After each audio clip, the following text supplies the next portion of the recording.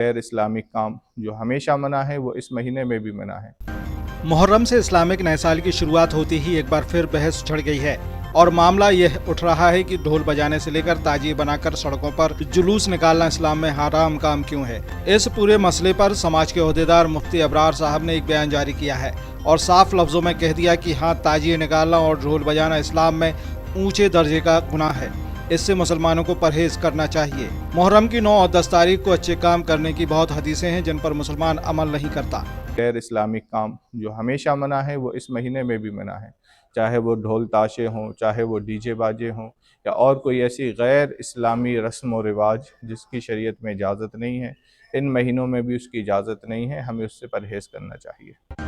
लेकिन दूसरी तरफ मुहर्रम का महीना आते ही काफी मुसलमान अपने मोहल्लों और घरों को हरी झंडी और बुद्धत्व साज सज्जा से चमकाने में लग गए हैं और अब अलम निकालने की तैयारियां शुरू हो चुकी हैं। इस्लाम के मुफ्ती मौलाना इन कामों को सही नहीं मानते। ये साफ कहते हैं कि सिर्फ रोजा रखना और सीधे रास्ते पर चलकर ही अल्लाह को राजी किया जा सकता है। वैसे देखा जाए तो मुहर्रम जैसा खास महीना जो इस्लामिक नए साल के नाम से जाना जाता है, इस महीने मुसलमान 2 धड़ों में बटा नजर आता है। हालांकि यह पहली बार नहीं जब मुहर्रम के महीने में मुसलमान एक राय नहीं रहता और वैचारिक रूप से बटा हुआ नजर आता है। दूसरी तरफ मुसलमानों के हाफिज मौलाना सिर्फ तकरीर देकर त्योहार न मनाने की पुरजोर वकालत करते हैं, लेकिन ताजियादारी में कमी नहीं आई है।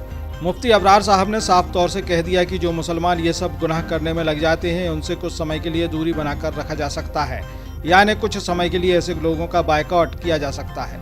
जो बंदा ऐसे काम करता है, अलल ऐलान गुनाह कबीरा करता है, तो ऐसी मजलिसों से उल्मा को, नेक लोगों को, दीनदार लोगों को, नमाजी परहेजी लोगों को, ऐसे लोगों की सोहबत से ख़ास वक्त में, उस टाइम पर ख़ास तौर से उस वक्त उनकी सोहबत से ज़रूर बचना चाहिए, बचाना चाहिए। मुफ्ती अबरार साहब की बात पर गौर किया जाए तो जिस तरह बारात में ढोल बजाने पर मौलानाओं ने निकाह पढ़ाने से इनकार कर दिया है, उसी तर्ज पर इस्लाम में आगे चलकर मुहर्रम में ताजियादारी के खिलाफ बड़े फतवे जारी होने से इनकार नहीं किया जा सकता। पिताजी खेती बाड़ी हमसे नहीं हो सकता। अब जा गाय बेटा का होगा सुबह सुबह से काहे में फरिया में फिर रहे हो। ऐसे के ट्रैक्टर हमारे बस की बात नहीं है, रोज तो परेशानी है, ट्रैक्टर है कि मुसीबत है। हमने सब बातें सुन ली तुमों की। भैया कब से कहते रहे कि सोनालिका ट्रैक्टर ले आओ, लेकिन हमारी सुनत नहीं तुमों।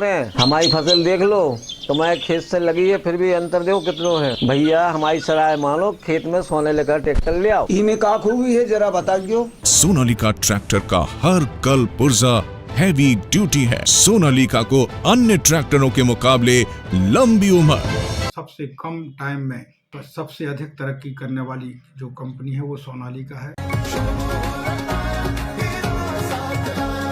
सोच रही हूँ 2 व्हीलर साहिल ऑटोमोबाइल सादर से लेती हूँ। वहाँ काफी अच्छे ऑफर्स चल रहे हैं।